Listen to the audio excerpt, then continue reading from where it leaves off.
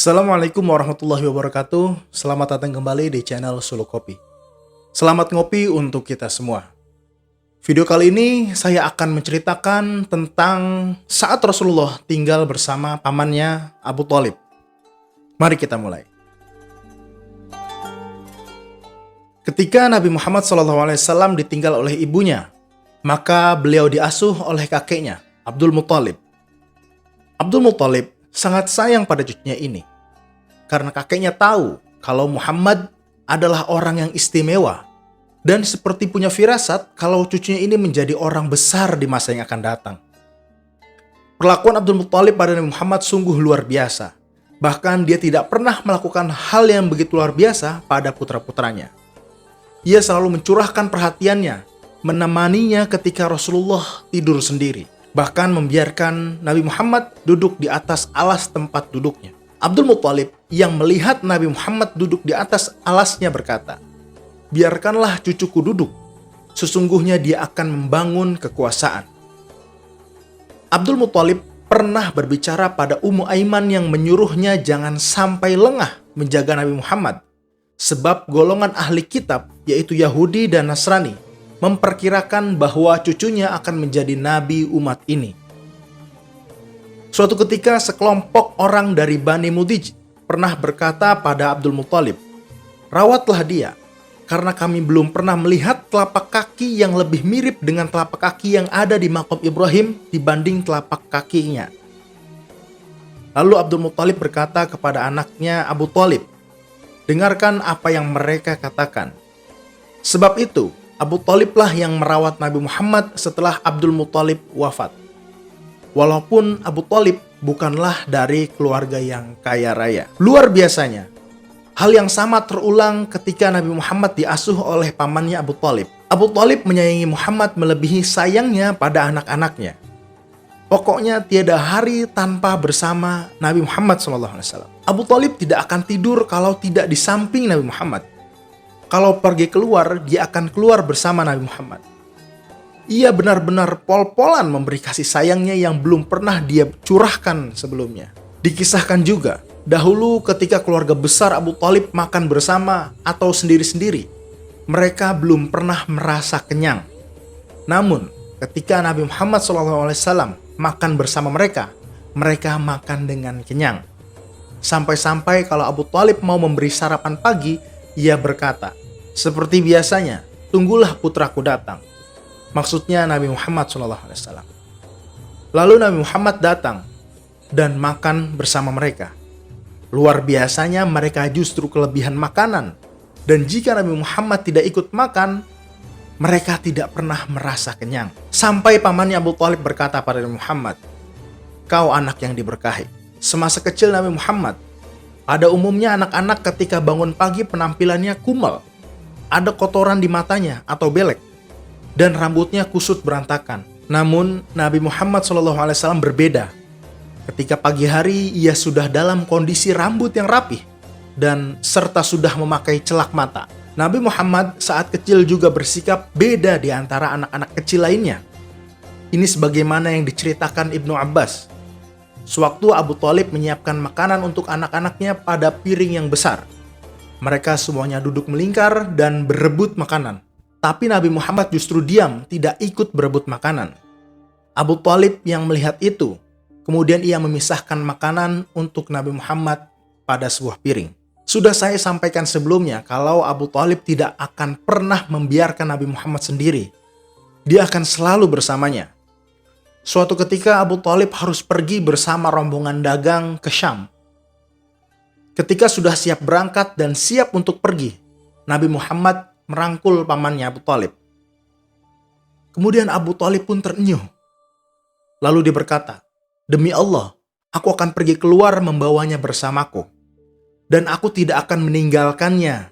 Dan selamanya dia tidak akan boleh berpisah denganku." Akhirnya Nabi Muhammad pun dibawanya pergi ke Syam. Rombongan dagang akhirnya singgah di Busra yang sudah memasuki kawasan Syam. Di kawasan ini tinggallah seorang pendeta yang biasa dipanggil Bahiro. Bahiro selalu menghabiskan waktunya di tempat ibadah miliknya. Bahkan Bahiro menjadi kiblat ilmu pengetahuan kaum Nasrani. Sebelumnya rombongan pedagang biasa melewati dan bertemu Bahira. Namun Bahira tidak pernah berbicara pada mereka dan gak pernah menawarkan mereka untuk singgah juga. Namun pada saat itu, Bahira justru membuat makanan yang banyak untuk mereka. Rombongan pedagang pun mengira karena ada sesuatu yang dia lihat. Rombongan ini mengira karena ada Nabi Muhammad yang ikut bersama rombongan pedagang, yang mana ada awan hitam yang selalu menaungi Nabi Muhammad di tengah-tengah rombongan pedagang. Ketika rombongan singgah di pohon dekat dari tempat Bahira itu berada, Bahira melihat awan hitam menutupi pohon tersebut, dan dahan pohon pun menaungi Nabi Muhammad. Lalu salah seorang dari rombongan pedagang suku Quraisy itu bertanya pada Bahira, "Wahai Bahira, engkau begitu istimewa hari ini, padahal engkau tidak pernah bersikap semacam ini kepada kami. Ada apa dengan kamu hari ini?" Bahira menjawab, "Kamu benar. Pertanyaanmu itu akan terjawab. Tapi kalian ini adalah tamu. Aku sangat ingin menghormati kalian, dan aku membuatkan makanan untuk kalian. Maka silakan nikmati dulu makanan ini." Tapi Rasulullah tertinggal rombongan dan masih di bawah pohon. Bahira memperhatikan rombongan pedagang, tapi seperti tidak ada ciri-ciri yang dia ketahui dan tidak ditemukan di dalam rombongan itu. Lalu Bahira berkata, "Wahai suku Quraisy, gak boleh ada orang yang tertinggal untuk menyantap makananku." Salah seorang suku Quraisy menjawab, "Wahai Bahira, gak ada seorang pun yang pantas untuk menemuimu. Yang tertinggal hanyalah seorang anak laki-laki. Dia orang paling muda usianya yang ikut dalam rombongan. Jadi dia tertinggal di tengah rombongan kami." Bahira kembali berkata, "Janganlah bersikap seperti itu. Panggillah dia. Hendaknya dia ikut menikmati makanan ini bersama kalian."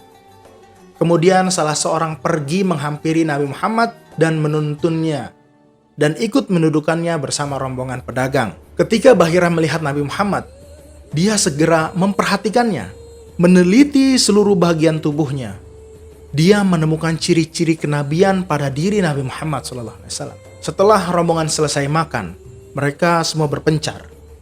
Lalu Bahira berdiri dan berkata pada Nabi Muhammad, "Wahai anakku, aku hendak bertanya padamu demi kebenaran Lata dan Uzza, kecuali kamu pasti bisa menjelaskan kepadaku tentang pertanyaan yang akan aku sampaikan padamu." Bahira mengucapkan sumpah dengan menggunakan Lata dan Uzza karena dia mendengar kaumnya kalau bersumpah menggunakan Lata dan Uzza. Lalu Nabi Muhammad berkata pada Bahira, "Janganlah bertanya padaku dengan perantara Lata dan Uzza. Demi Allah, aku tidak pernah membenci apapun seperti kebencianku pada Lata dan Uzza." Bahira kembali berkata, "Demi Allah, kecuali kamu pasti bisa menjelaskan kepadaku tentang pertanyaan yang kusampaikan padamu." Nabi Muhammad menjawab, "Silakan bertanya apa yang ada dalam benakmu." Bahira bertanya dengan sejumlah pertanyaan yang berkenaan dengan kondisinya, tidurnya, kesehariannya, dan urusannya. Lalu Nabi Muhammad menjelaskan itu padanya. Penjelasan Nabi Muhammad itu sangat sesuai dengan sifat-sifat kenabian yang diketahui oleh Bahira. Kemudian Bahira melihat punggung Nabi Muhammad dan melihat ada stempel atau cap kenabian di antara kedua pundaknya. Setelah Bahira melihat itu semua, dia segera mendatangi pamannya Abu Thalib. Lalu dia bertanya tentang hubungan Abu Thalib dengan Nabi Muhammad. Abu Thalib menjawab, "Dia putraku." Bahira berkata, "Dia bukan putramu. Semestinya anak laki-laki itu tidak punya ayah." Abu Thalib kemudian menjawab, "Dia putra saudara kandungku." Bahira bertanya lagi, "Apa yang dikerjakan ayahnya?" Abu Thalib menjawab, "Dia telah meninggal saat ibu anak ini sedang mengandung dirinya." Kemudian Bahira berkata, "Kamu telah berkata jujur. Sekarang bawalah pulang putra saudaramu ini ke negerimu, dan waspadalah ancaman kaum Yahudi terhadap dirinya. Demi Allah, jika mereka melihatnya dan mengenali dirinya seperti yang kuketahui, maka mereka tidak akan segan-segan untuk membuat rencana buruk padanya. Karena pada diri putra saudaramu ini telah melekat keistimewaan yang agung, maka segeralah bawa pulang dia ke negerinya."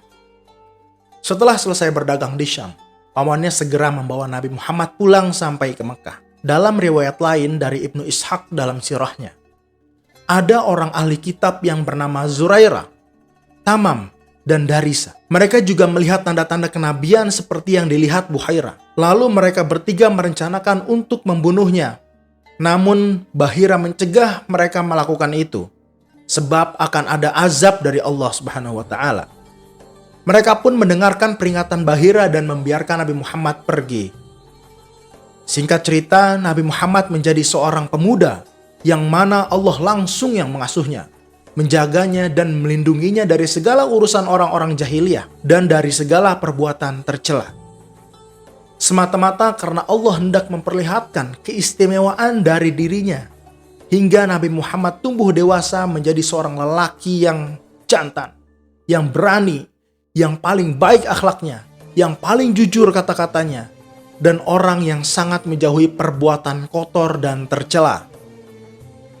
Nabi Muhammad juga tidak pernah dilihat memusuhi dan menentang orang, maka kaumnya menjulukinya atau memberi gelar Al-Amin. Abu Thalib selaku pamannya selalu menjaga Rasulullah hingga dewasa, yang mana lebih dari 40 tahun.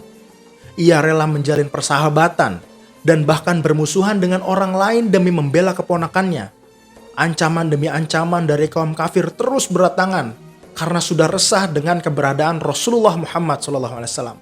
Pemboikotan pada penduduk Mekah yang mana ada Rasulullah juga dilakukan dengan sangat ketat. Semua penduduk dalam keadaan mengenaskan dan kelaparan. Mereka hanya bisa memakan dedaunan dan kulit binatang. Tapi Abu Thalib tetap melindunginya dengan segenap jiwa dan raganya. Hingga Abu Thalib jatuh sakit yang sangat parah dan hanya menunggu saat-saat kematiannya. Akhirnya dia meninggal dunia. Tapi sebelum ajal menghampiri Abu Thalib, Nabi menemui Abu Thalib yang mana di sana ada Abu Jahal. Rasulullah bersabda pada pamannya, "Wahai paman, ucapkanlah la ilaha illallah, satu kalimat yang dapat engkau jadikan hujjah di sisi Allah." Tapi Abu Jahal dan Abdullah bin Abu Umayyah menyela-nyela, "Wahai Abu Thalib, apakah engkau tidak menyukai agama Abdul Muthalib?" Mereka berdua gak berhenti-henti mengucapkan kata-kata ini. Hingga pernyataan terakhir yang diucapkan Abu Thalib adalah tetap berada pada agama Abdul Muthalib. Lalu Rasulullah SAW bersabda, "Aku benar-benar akan memohon ampunan bagimu wahai paman, selagi aku tidak dilarang untuk melakukannya." Lalu turunlah ayat surat At-Taubah ayat 113, yang mana intinya bahwa Nabi dan orang beriman tidak sepatutnya meminta ampunan pada orang musyrik, walaupun orang musyrik itu adalah kerabatnya, yang mana sudah jelas bagi mereka adalah penghuni neraka jahanam. Begitulah kisah kedekatan Abu Thalib dan Nabi Muhammad SAW. Semoga bermanfaat. Wallahu a'lam. Wassalamualaikum warahmatullahi wabarakatuh.